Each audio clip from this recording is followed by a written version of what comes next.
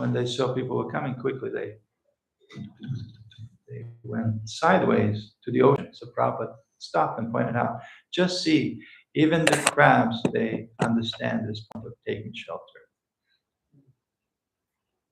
They see, for them, a big, much bigger living entity, a human being, is coming. So let us take shelter of the ocean. The ocean is much greater in body and in the power. So crabs, they feel safe there. So if the crabs can do it, we can learn something from the crabs too. Whatever the calamity might come, person didn't show up for Bhagavatam class, so we just take shelter of the ocean-like, merciful Shri Gaura and Srila Prabhupada.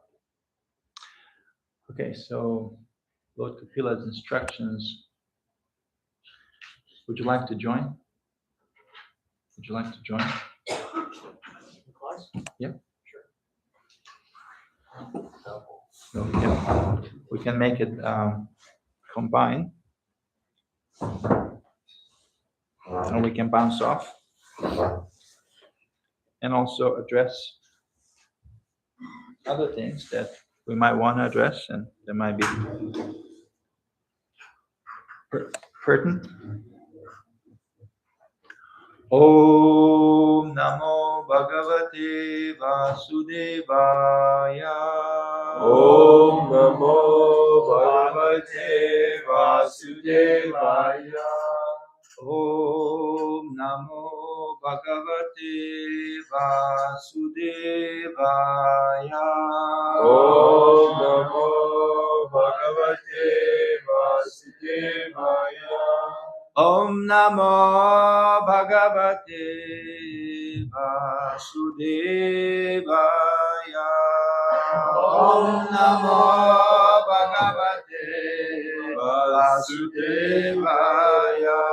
Nayanam Namaskrityam Naram Chaiva Narottamam Devim Saraswatim Vyasam Tato Jaya Mudiraye Nashta Prayeshu Vadreshu Nityam Bhagavata Sevaya Bhagavati Uttama Shloke Bhakti Bharati Naistiki.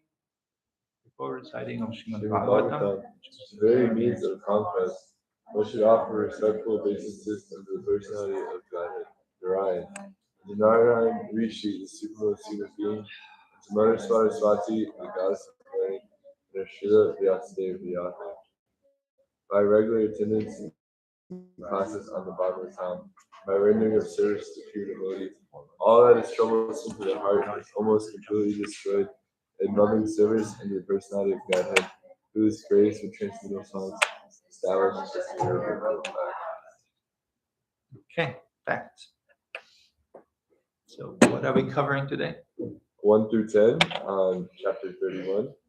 Chapter 31 of the third canto, instructions on the movements of the living entities. What's the focus first? It's 1 to 10. It's 1 through 10. Focus is coming up. Why don't you start? You start. You start. Focus is the first verse. Focus is the first verse. Okay. We'll take turns. The personality of God is said, under the supervision of the Supreme Lord, and according to the result of his work, the living entity, the soul, is made to enter into the womb or the womb, with the practical understanding, to assume a particular type of body. On the first night, the sperm and ovum mix. On the fifth night, the mixture ferments into a bubble. On the 10th night, it develops into a form like a plum, and after that, it gradually turns into a lump of flesh or an egg, as the case may be. In the course of a month, a head is formed, and at the end of the 2 months, the hands, feet, and other limbs take shape. By the end of 3 months, the nails, fingers, toes, body hair, bones, and skin appear, as do the organs of generation, and the others apertures in the body, namely the eyes, nostrils, ears, mouth, and anus. So this is a time when the gender is defined. But originally, as the philosophical statement goes, even on this material level, we are all females. And at one point, that might change. But as this embryo develops, guys, don't get too caught up in this ego-like identity, or rather false ego form identity, because we have both. We all have both, but originally we'll. So it's not XX. Sometimes it changes that. Yeah, the human embryo starts as biopotential that appears anatomically female for the first 6 to 7 weeks, and then the gender is differentiated. Yes, that's what I was referring to. Okay, next. Within 4 months of the date of conception, the 7 essential ingredients of the body, namely child, blood, flesh, fat, bone, marrow, and semen, come into existence. At the end of 5 months, hunger and thirst make themselves felt. And at the 6 months, the fetus, enclosed by the amnion, begins to move on the right side of the abdomen. Deriving its nutrition from the food and drink taken by the mother, the fetus grows and remains in that abdominal residence of stools and urine, which is the breeding place of all kinds of worms. Not a nice environment.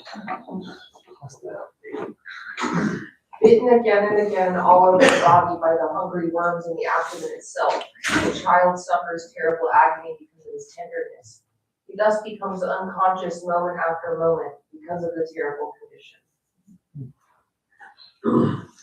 Owing the mother's eating bitter, pungent foodstuffs, or food which is too salty or too sour, the body of the child incessantly suffers pains which are almost intolerable. Placed within the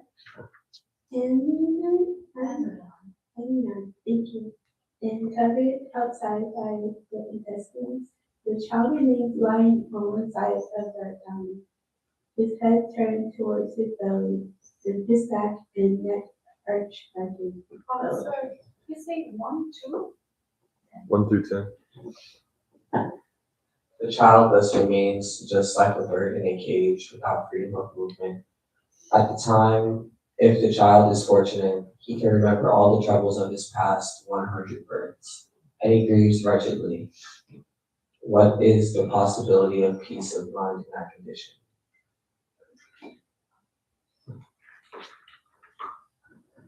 Thus, endowed with development of consciousness from the 7th month after his conception, the child is tossed downward by the airs that press the embryo during the weeks preceding delivery.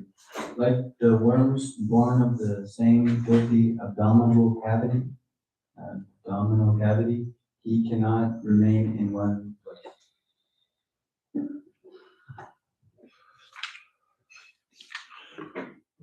Hare Krishna.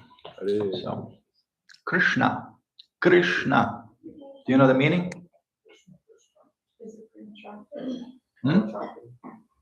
The all attractive one, right? And the other meanings? Eternally fascinating. Eternally or infinitely fascinating, which is the same. Any other?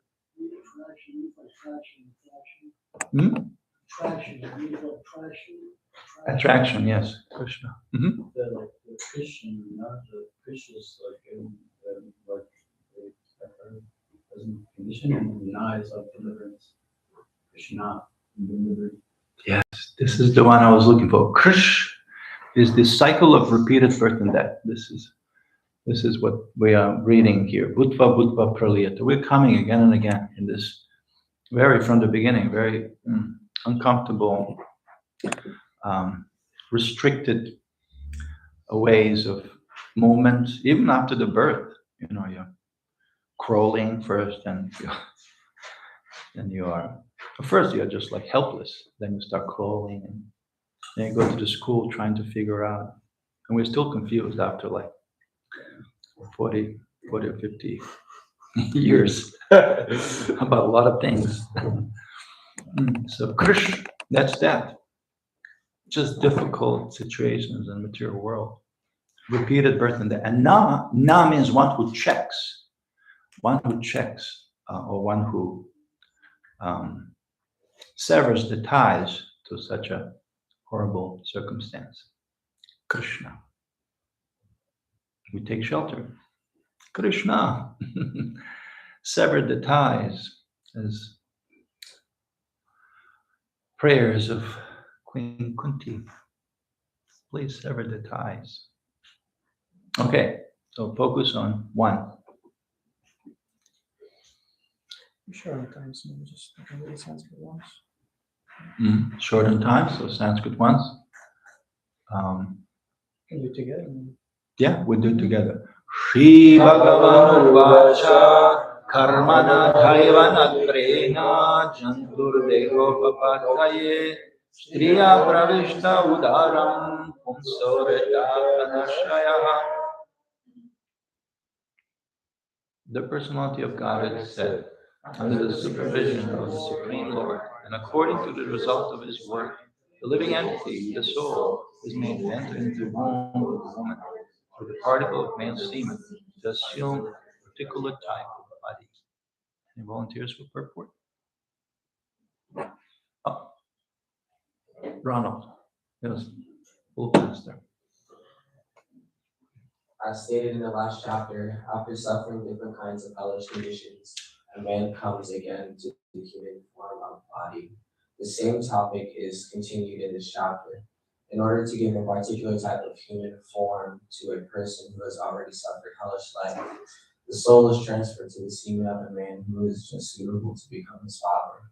During sexual intercourse, the soul is transferred through the semen of the father into the mother's womb in order to produce a particular type of body. This process is applicable to all body living beings, but it is especially mentioned for the man who is transferred to the Andha Tamiswa hell. After suffering there, when he who has had many types of hellish bodies, like those of dogs and hogs, is to come again to the human form, he is given the chance to take his birth in the same type of body from which he degraded himself to hell. Everything is done by the supervision of the Supreme Personality of Godhead. Material nature supplies the body, but it does so under the direction of the super soul. It is said in the Bhagavad Gita that the living entity is wandering in this material world on a chariot made by material nature. The Supreme Lord, as super soul, is always present with the individual soul. He directs the material nature to supply a particular type of body to the individual soul according to the results of his work, and the material nature supplies it. Here, one word, Reta Kanasraya, is very significant because it indicates that it is not the semen of a man that creates life within the entity, within the womb of a woman. Rather, the living entity, the soul, takes shelter in a particle of semen and is then pushed into the womb of a woman. Then the body develops. There is no possibility of creating a living entity without the presence of the soul, simply by sexual intercourse. The materialistic theory that there is no soul and that a child is born simply by material combination of sperm and ovum is not very feasible, and it is unacceptable. Om Jnana-timirandasya Jnananjana-shalakaya Chakshurmilitam Yena Tasmai Shri Gurave Namaha.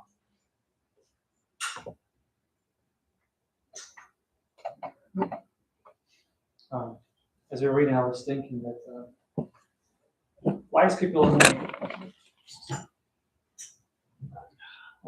are only going through all of these details for us. was just telling Victor Prabhu's books like original Reddit, very intense stuff. And the reason behind it is to warn the living entity of the importance of this body and the danger of, not just the danger, but the sad result of missing the opportunity to take advantage of this body. It is said that the experience of birth is much more painful than death.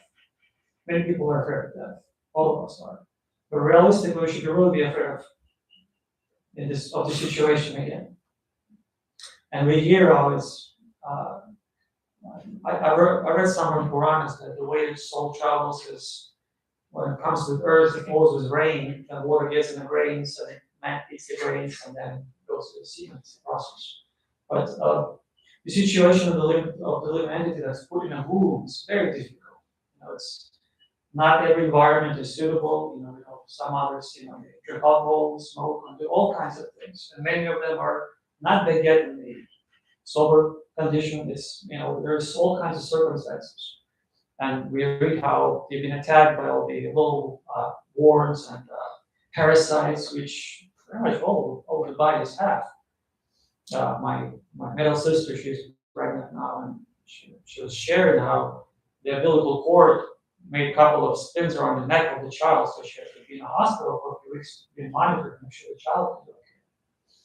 And then when the child is taking birth, it's extremely painful. All of a sudden, he never took a breath in his life, and all of a sudden, the first thing he has to do is take a breath. Do you guys know what happens if the child doesn't take a breath? The doctors have to slap him really hard. And Bhajan Maharaj, when he describes it, he says, "Welcome to the material world. This is your first interaction with the material world, slap." And what to speak of what the child goes through. And it says here that while the womb, child is still, or the soul, the Jiva is still able to remember the previous life, and he condemns himself for not being able to take advantage of the previous situations. But it's said that the childbirth, the pain of it is such extreme that it knocks the child unconscious, he forgets. Just like a woman, when she gives birth, it's really painful experience, but nature is set in such a way that later on, she's like, "Oh, I want a child." Even though it's a completely terrible experience, but the nature is such a way that it makes us forget painful situations. There are some cases when children, for the first few years, can remember. There are many cases when they help to resolve some crimes, found their killer from previous lives. But it's extremely painful. And there's 8,600,000 forms of life. And I think only 400,000 are different human bodies. Mm-hmm. So chances are quite small. And material world is very difficult, full of troubles. As we were reading, I was thinking of Prabhupada. There was, for example, in India, there was very difficult time, something like what Krishna House is going through. And these had problems with Indian police, and there were mobs, and they were trying to open a new temple. And at some point, there was brought completely devastating news to Prabhupada. And Prabhupada heard them all out, quietly. He returned, went to his room, and locked the door. And the doors were curious what was going to happen. So they couldn't help themselves, but they looked into the crack in the door. And Prabhupada laid on the ground and started laughing. And the one said that that laugh was like a rain in a scorching heat in the summer, because he understood that wherever we're going through, it's just Krishna's blessing, especially in the body of International Society of Krishna Consciousness. So we can see Krishna's hands everywhere.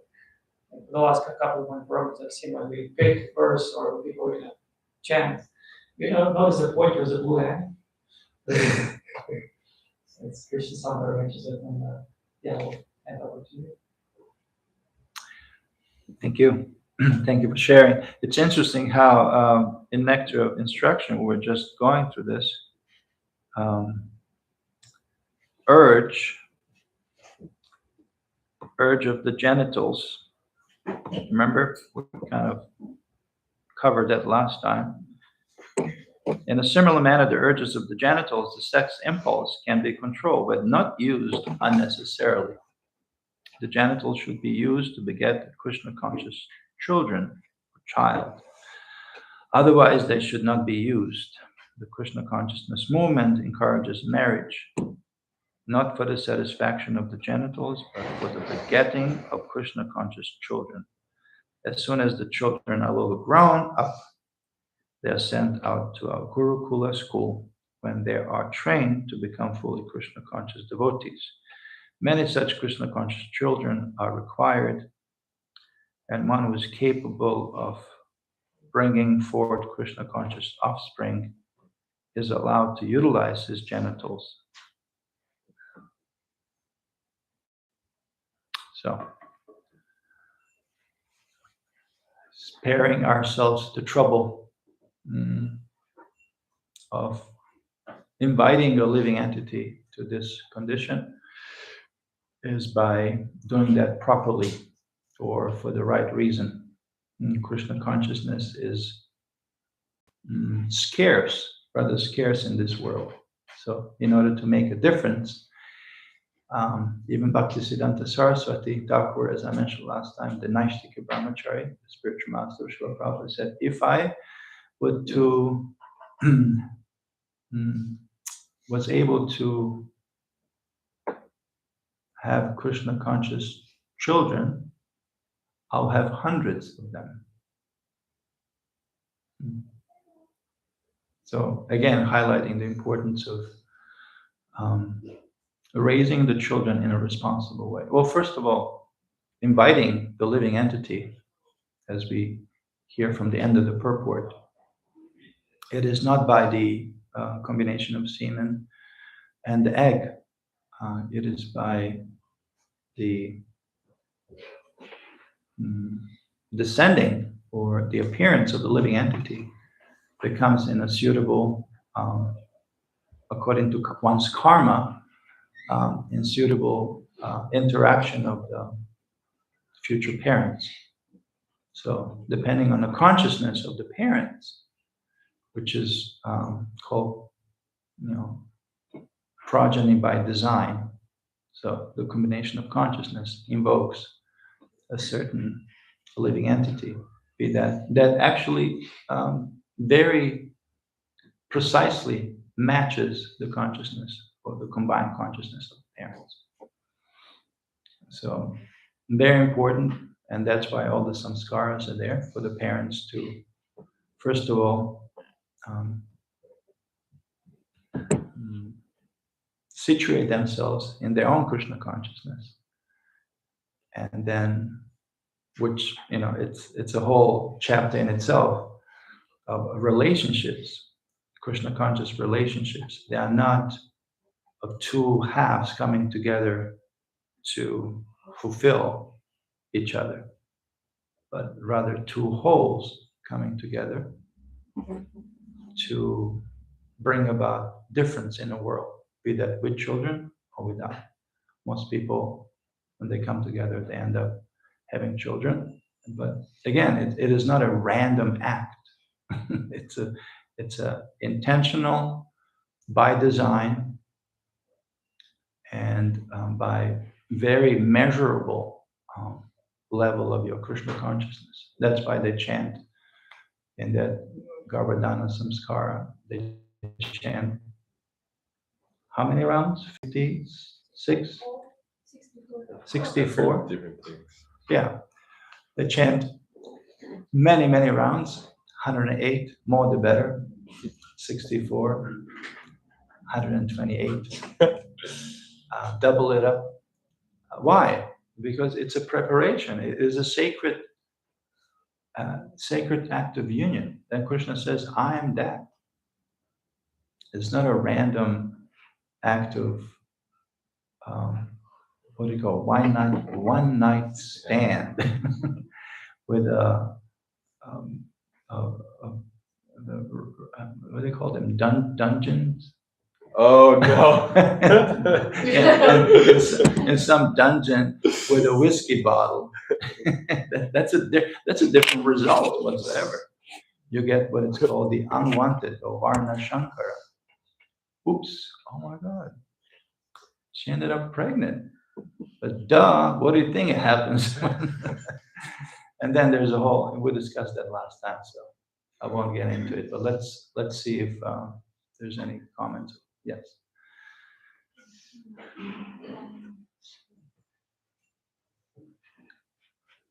Kind of have a lot.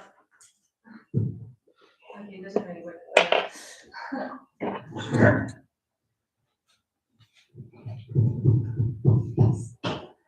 Kind of have a lot of thoughts and feelings about this.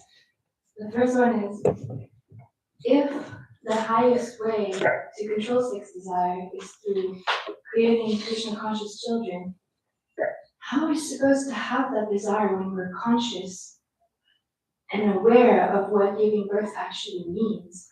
I think most of the women I've met that have had children or that desire children, there's a little bit of like an illusion when we're having children, like, oh, it's such a beautiful thing.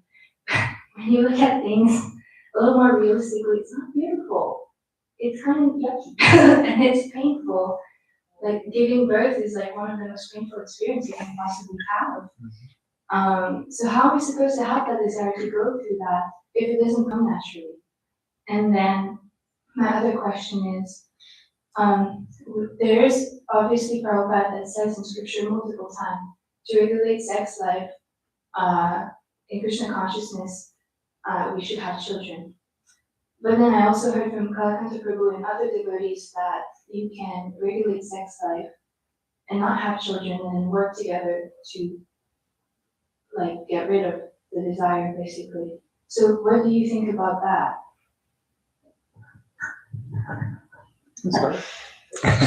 Well, you said it, Kunti. It's the desire. So when the desire is there, then I know mothers who, without mentioning names, who have first child, and they said, "Oh my God, never again! This is such a pain.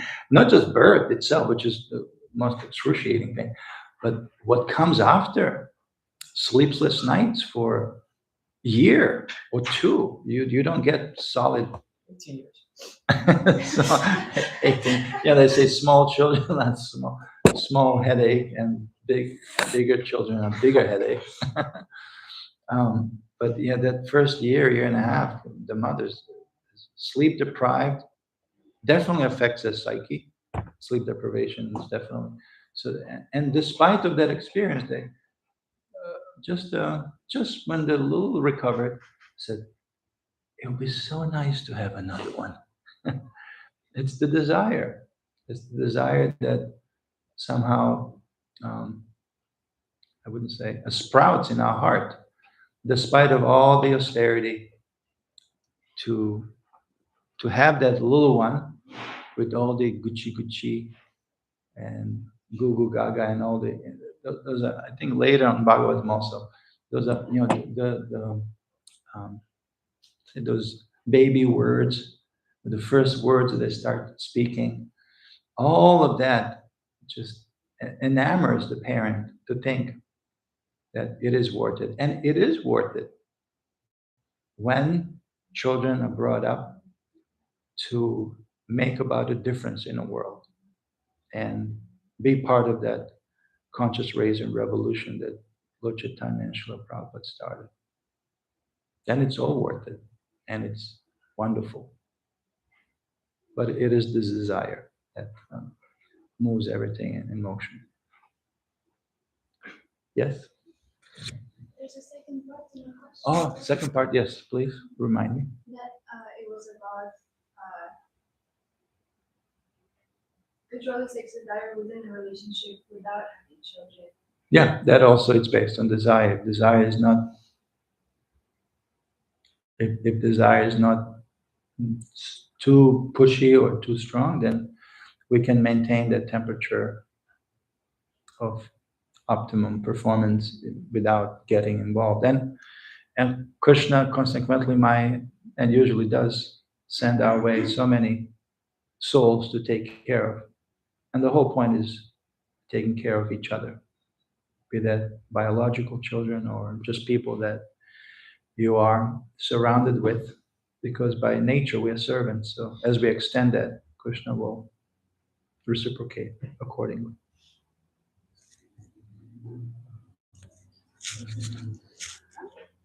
One second, Aidan. You're next in line. Hare Krishna. So we went to this really lovely course that the ISKCON Krishna Vision team created. And it was very sweet, and this question was also asked. And what they said is that, and this has been discussed also with different leaders in our movement. What they said is that sex within marriage is allowed, but at the same time, it needs to be regulated. And the whole point is, and again, we know what the highest is. Think of Krishna, serve Krishna, do everything for Krishna. But until somebody gets up to that standard, regulation should be there. Because again, we're human beings, not animals. So just bearing that in mind. Also, Śrīmad Prabhupada said that one should not have children unless they forgive them. So again, this having children, progeny, is a service. Not everyone will be called for that service. And there's different types of ways to have children. Some have children by birth, some give shelter to others and take them as their children, and that are maybe unwanted or needing guidance. So there's different variables. It's not very cookie cutter. It's per individual, right? Aidan, thank you. You're next in line.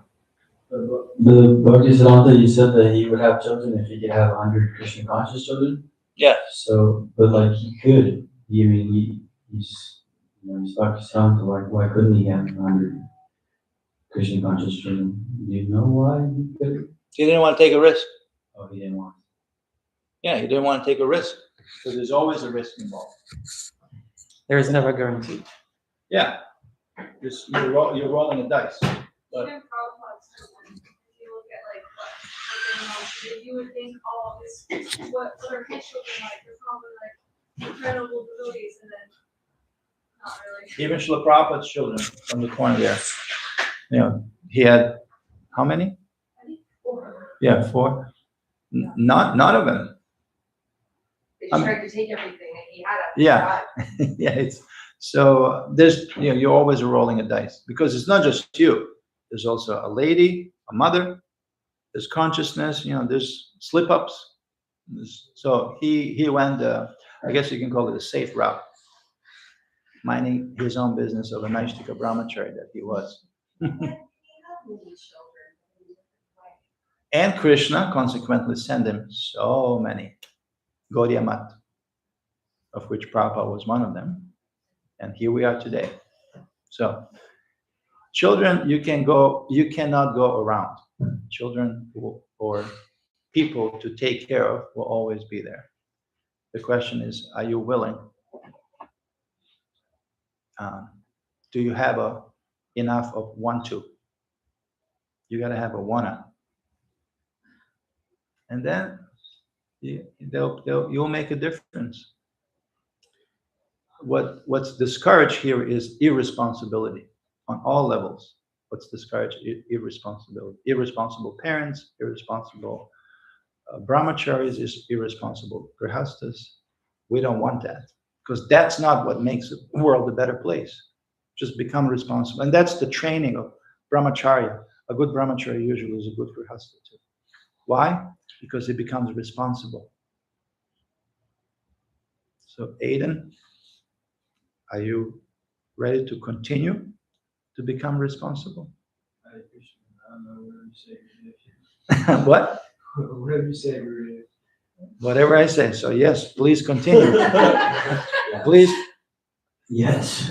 please continue to become more and more responsible. Thank you very much.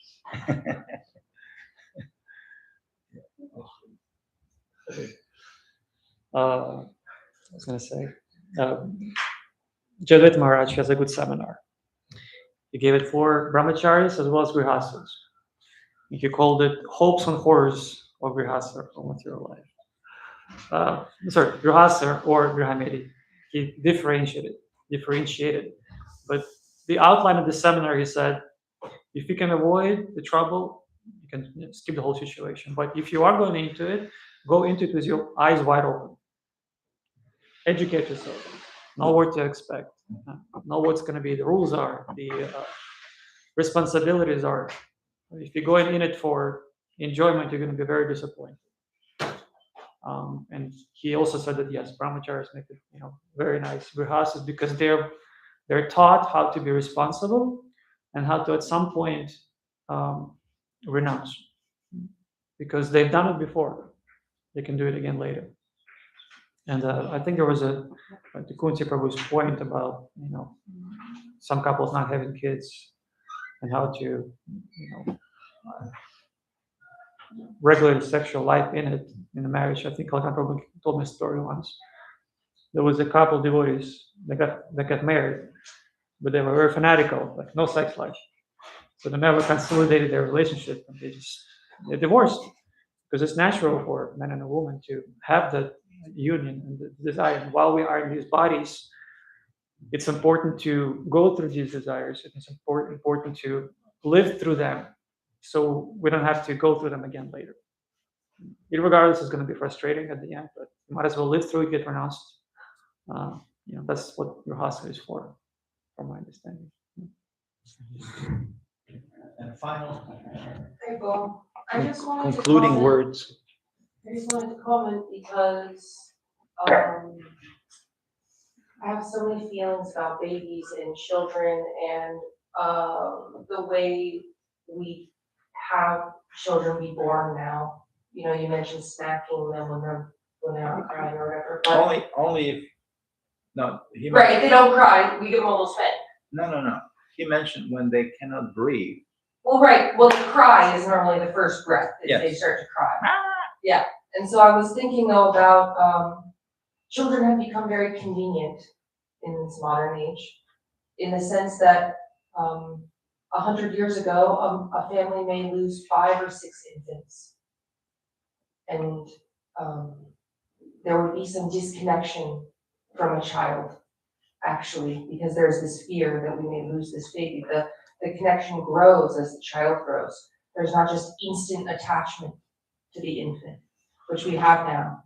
People are keeping a 23-week-old fetus that is smaller than this notebook alive in a little incubator and incubating them to full term before they can send them home, which in one way is a miracle. And in another way is us taking Krishna's will and making it our own will, that I want this child to live, it seems. And the attachment grows even greater. Right, and then you're spending 23 hours a day looking into this little incubator, growing more and more attached. And I was thinking also that what a strange society that as soon as a male child is born, we circumcise them. You've just been born and placed in your mother's arms, and then she passes you off to a stranger, and you have part of your appendage cut off. And this is normal. And so we think that we're living in a very modern world with very modern conveniences, but actually it's very animalistic, to be treating newborn babies this way. And also the other thing I was thinking about is women used to assist women in giving birth. It used to be women, your mother and your grandmother and your sisters would all come and help you give birth.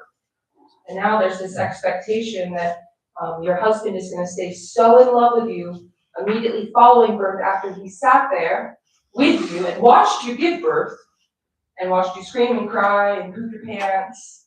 And there's an expectation that he should instantly be attracted to you again in this society, even though this is really abnormal. We didn't do this until maybe like 25, 30 years ago, that there was an expectation that your husband was going to hold your hand through the whole birthing process. So these were just some thoughts I had as we were reading this, that our society has degraded so much that we view these things as modern miracles or like some kind of emotional upgrade, but actually it's really taking away from all of us as individuals. Thank you very much, all of you, for participating. Srila Prabhupada ki jai, Grantaraj Śrīmad-Bhāgavatam ki jai, Gaur Premanande, Krishna Lunch.